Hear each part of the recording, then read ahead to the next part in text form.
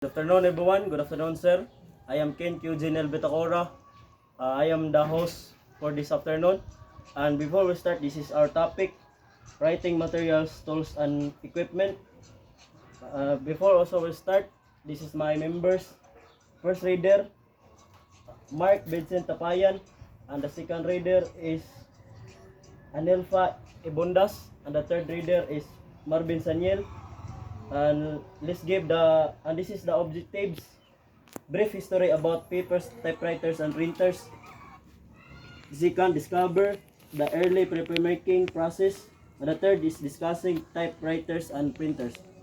And this give the first reader, Mr. Mark Vincent Tapayan. Paper history, types of properties. Paper making. Formation of a knitted or felted sheet, usually of cellulose fibers, from water suspension on a wire screen.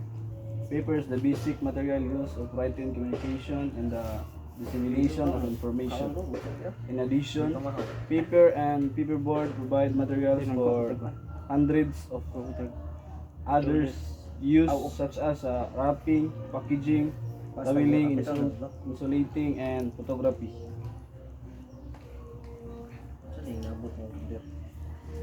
The word paper is derived from the name of the reedy plant Papyrus, which grows abundantly along the Nile River and Egypt.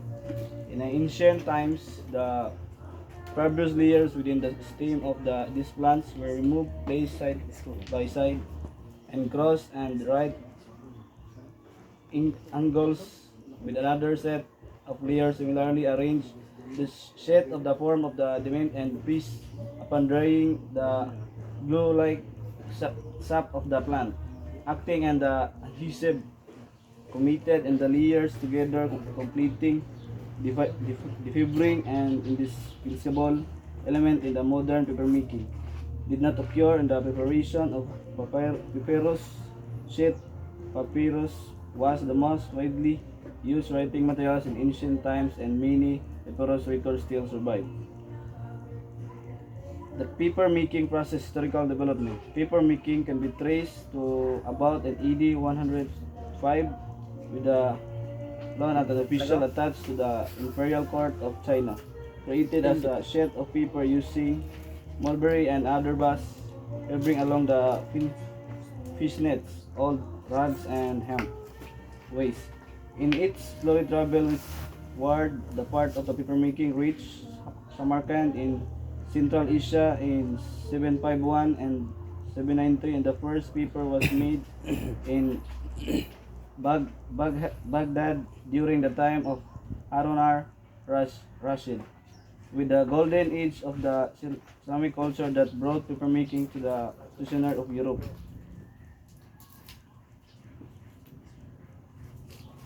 By the 4th century, the number of paper mills existed in Europe, particularly in Spain, Italy, France, and Germany. The invention of printing in the 145 brought the vastly increased demand for paper through the 18th century. Of the papermaking process remained essentially machines with linen and cotton rags, furnishing the basic raw materials. Paper mills were increasingly plagued by shortage in the 18th century. Did even advertised and solicited publicly for rugs. It was evident that a process for utilizing a more abundant materials was needed. Early paper making. Paper properties and uses. Used in a wide variety of forms, paper and paperboard are characterized by a wide range of properties in the thousands of paper varieties available. Some properties differ only slightly and other grossly. The identification of expression of these differences depend upon the application of the standard methods generally specified by industry and engineering association in the papermaking countries of the world. Improvement in materials and process. In 18,000, in a book was published that launched development of practical methods of manufacturing paper from wood, pulp, and other vegetable pulps. Several major pulping processes were gradually developed that relieved the paper industry of the dependence upon cotton and line rugs and made modern, large-scale production possible. These developments followed two distinct pathways. In one, fibers and fibre fragments were extracted from the wood structure by mechanical means, and in the other, the wood was exposed to chemical solution that dissolved and removed lining and other wood components, leaving cellulose and fiber behind. Made by chemical methods, ground wood pulp contains all the components of wood and thus is not suitable for papers in which high whiteness and permanence are required. Chemical wood pulps such as soda and sulfite pulp described below are used when brightness, strength, and permanence are required. Ground wood pulp was first made in Germany in 1840, but the process did not come into extensive use until about 1970 soda. Pulp was first manufactured from the wood in 1852 in England and 1867 a patent was issued in the United States for the sulfide pulping process. Start. I am the second reader, Anelfa Ibondas. History of writing implements tools for writing. Writing is one of the most important inventions of humanity. It allowed us to record our history, ideas, and discoveries and spread them across the globe for all to know. As writing developed, so did writing instruments and techniques. Earliest writing tools didn't use pigment to leave marks on the surface but were made to be rigid so they could engrave text into different materials. Chinese, for instance, are carved into turtle shells. Ancient Sumerians and Babylonians used triangular stylus to write on soft clay tablets, which would be later bound. Romans wrote on wax tablets with styluses, allowing them to erase written text. These methods, of course, had their disadvantage. Clay tables were heavy and brittle. Wax tablets were not heat resistant. Because of that, people tried to find other solutions. They appeared as writing tools that used pigment of some sort. Scribes of ancient Egypt used reed pens made from a single reed stroke, cut and shaped into a point. As a surface for writing, with these pens, papyrus was used. Reed pens didn't last long and were too stiff, so they were replaced with quills. Quills are pins made from the flight feather of large birds. The hollow shaft of these feet hairs holds the ink with flow to the tip, which is cut into the shape by capillary action. Different materials were written on with quills like parchment and vellum. It is known that some of the Dead Sea Scrolls dating back to 100 BC was written with quills. The first quills were cut into the square tip and rigged and were like that for many centuries, imitating reed pens. From the 17th century, when writing became more popular, quills were made more flexible and cut to a point.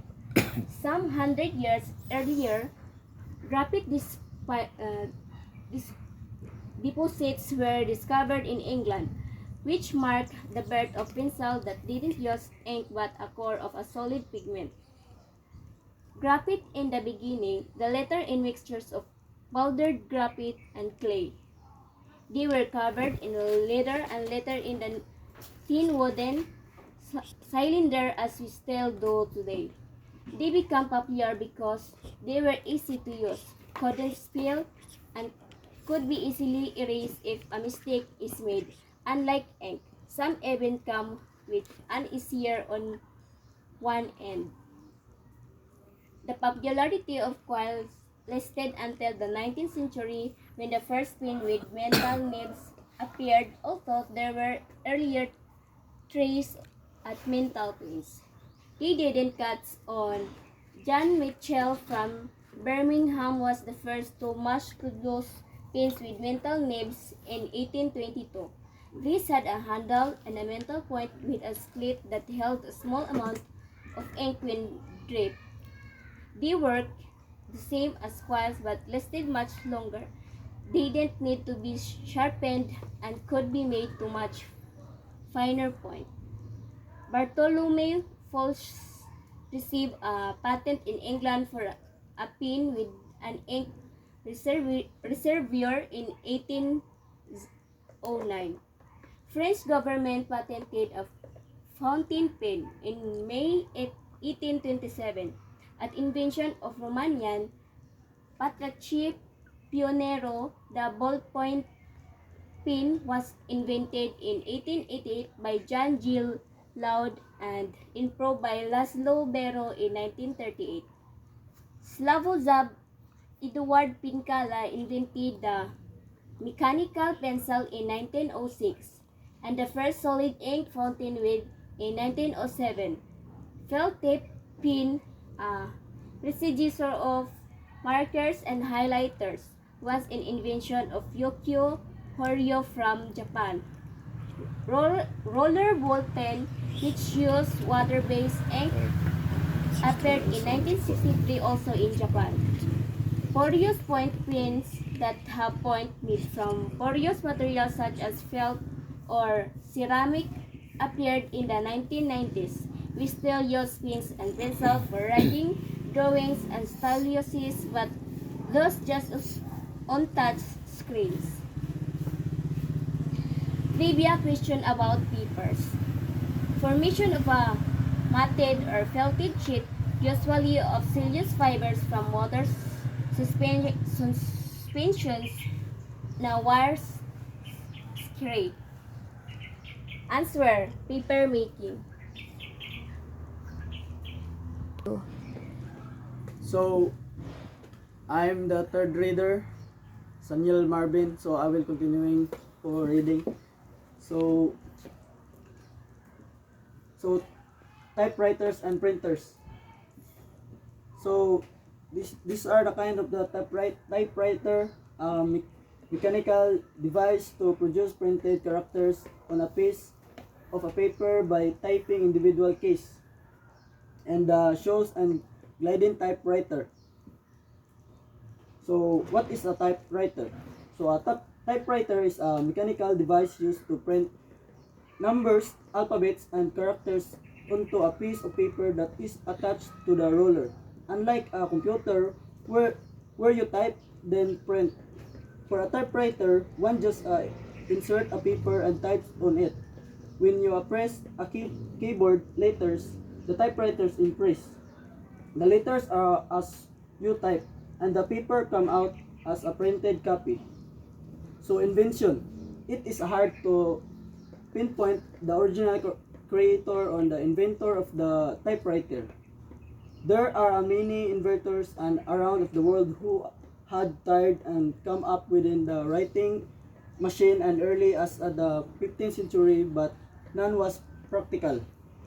So Christopher Latham Scholes is an American citizen come up within the functional and the reliable typewriter that he painted in the 1868. He was into a newspaper and printing, and in a bid to make his business efficient, he got the urge to come up with the writing machine. Later sold and the patient to remotely, and typewriter and printers typically do as the same job. The typewriter was invented to replace the pen so as to achieve more writing speed, and printer on the other hand was invented to help print multiple copies of the similar document. You can easily both and machine borrowed from each other. The typewriters especially influenced a number of the things in the business world. So the history of printers. So printing, believe it or not, dates back in some from the EC or as 35 BC, when the Persian and Mesopotamian civilization used to slide their sails to clarify documents written in the clay. Woodblock printing would follow the malleable type until we got to the printing press into 1440. Ever since humanity created visual print, there has been ways and techniques for making copies of said print. However, when we talk about the computer printing, we need to start a bit more. Recently, computer printing has allowed for incredible computer printing inventions and improve process in the industries the world over. He was a look at how first computer printers come to be and how they develop over time. So the first printer in computing printing makes a present representation for the graphics or text. Typically on the paper, the first computer printer designed was a mechanically driven apparatus by was a Charles Babbage for the difference engine in the 19th century. The difference engine is a automatic mechanical calculator that was invented to the procedures error-free tables, which was a complicated process to by hand. However, the printer that was the design for this machine was actually built into 200 BC. The printed was the design in 150 years before, but Babbage never got to complete the difference engine for the printer. It was completed in the 200 BC by the Science Museum in London. Their completed printer automatically prints the result of a calculation performed by difference engine. Also, the museum by the follow Babbage original blueprints. So the first electronic printer. The first electronic printer was the EP-101 created by the Japanese company Epson in 1968. It was a tiny printer, only 164 millimeters in the weld, 102 millimeters height, and 135 millimeters in the deep, and within just 2 kilogram. The printer was created by Epson. When they are working, his Seiko Group, who had just become the official timekeepers for the 1964 Tokyo Olympic Games and needed a machine to print out times that gathered from their timepiece. So this cup publishing. The first commercial printers used to mechanism from the electric typewriters and teletype machine. The demand grew for the higher speed system of the specifically for computer use. The 1980s saw an introduction of the low-cost laser printer in the 1984 with the first HP laser jet. This is the set of the revolution known as desktop publishing.